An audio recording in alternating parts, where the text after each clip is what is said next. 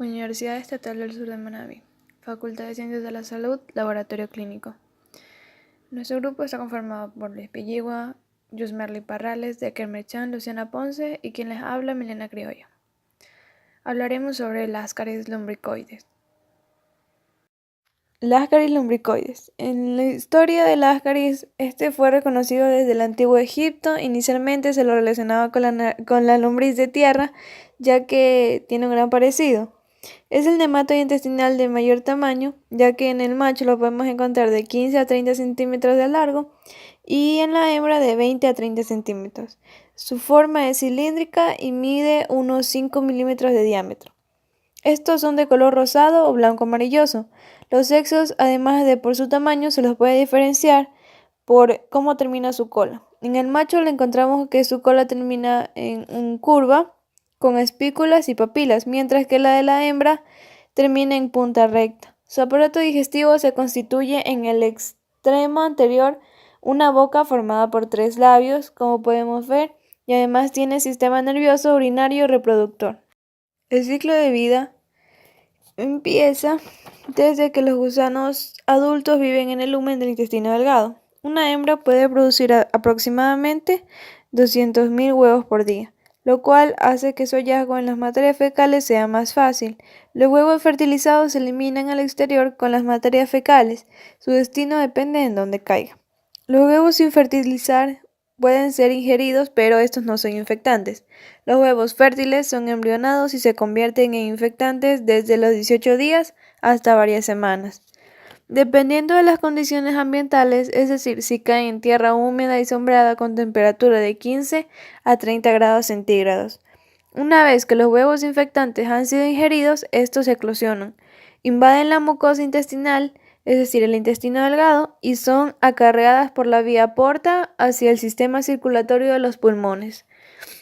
Allí en los pulmones estas larvas se maduran entre de 10 a 14 días. Aquí sufren 2 mudas y aumentan de tamaño, penetrando por las paredes alveolares y ascendiendo por el árbol bronquial hacia la garganta para de nuevo ser deglutidos. Estas resisten al jugo gástrico y hace que se ablande para que así pueda salir el gusano. Pasa al intestino delgado, se desarrollan en gusanos adultos y a partir de la ingestión se requiere de 17 días aproximadamente para que éste llegue hasta el intestino delgado. Se requiere de 1 mes y medio para que lleguen a ser adultos y las hembras necesitan aproximadamente 2 meses para tener la capacidad de poner huevos que se detecten en las materias fecales. Los gusanos adultos viven de 1 a 2 años. Viabilidad. El reservorio sería el humano, el suelo y el agua. Los hospedadores somos los humanos. La supervivencia ambiental, los huevos pueden permanecer viables en el suelo durante años, en el clima cálido y húmedo. Las formas de resistencia, este no presenta formas de resistencia, pero los huevos embrionados son muy resistentes al frío, al calor y a los desinfectantes. Mecanismos de propagación y transmisión. La transmisión se produce por la ingesta de alimentos y agua contaminados. Las vías de entrada son digestivas. Patología y patogenia. Los efectos patológicos producidos por la Ascaris en el organismo humano se presentan en varios sitios de acuerdo a la localización de las diversas formas evolutivas. Las larvas, al pasar por los pulmones, producen rupturas en los capilares y en la pared alveolar. La patología de mayor gravedad se presenta en la migración de Ascaris adultos a diferentes sitios del organismo. Las más frecuentes suceden hacia las vías biliares. La forma simple es la invasión del colédoco con obstrucción biliar. Las migraciones que siguen en frecuencia es la Ascaris peritoneal, que se origina en el paso de los parásitos a través de perforaciones intestinales y rupturas de apéndice. Los huevos que llegan a la cavidad peritoneal dan origen a los granulomas similares a los descritos en el hígado, que dan a pensar en tuberculosis peritoneal. Epidemiología y control. Ascaris lumbricoides es uno de los parásitos más difundidos en el mundo, especialmente en los países tropicales. En 2006 se estimaba que el número de personas con Ascaris en el mundo era aproximadamente 1.200 millones, la mayoría de ellas con infecciones leves sin síntomas aparentes. Esta alta prevalencia se debe a la amplia distribución geográfica del parásito, a la durabilidad de los huevos en condiciones ambientales variables, tales como humedad, temperatura, tipo de suelo, etc. A esto se suma que una elevada proporción de la población mundial vive en condiciones socioeconómicas bajas, lo que da lugar a reinfecciones y eliminación de huevos por años. La transmisión no es directa de las materias fecales a la boca, sino que requiere la incubación de los huevos en la tierra y la formación de larvas en ellos para llegar a ser infectantes por vía oral. Dentro del grupo infectado hay predominio en los niños y en las clases económicamente desfavorecidas, especialmente si el número de miembros de la familia es alto. Las fuentes más comunes de infección son los alimentos, el agua de bebida y las manos sucias con tierra. En muchos casos, la parasitosis intensa contribuye a agravar la desnutrición. Control y quimioterapia preventiva. Las medidas higiénicas clásicamente recomendadas para la prevención de ascaris siguen teniendo vigencia y aplicación en lo personal, familiar y comunitario cuando son realizadas por tiempo largo o permanente.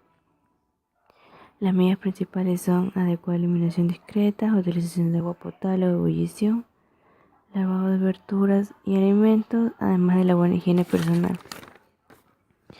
El control a escala nacional debe basarse en dos actividades, las cuales son mejora del saneamiento ambiental y tratamientos periódicos. En algunas zonas endémicas se ha ensayado la administración de quimioterapia preventiva a la población escolar y se ha logrado mantener muy baja la prevalencia de ascaris. Diagnóstico. Se hace principalmente por el examen microscópico, el cual permite encontrar fácilmente los huevos de Ascaris en las materias fecales, ya que se producen en un número abundante. Aparecen luego de 40 días de la infección.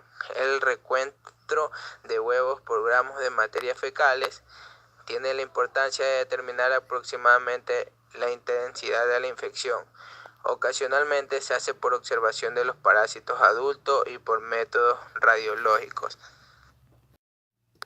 Manifestaciones clínicas. La sintomatología inicial en pulmones puede no presentarse y cuando existe simula una infección respiratoria de cualquier origen.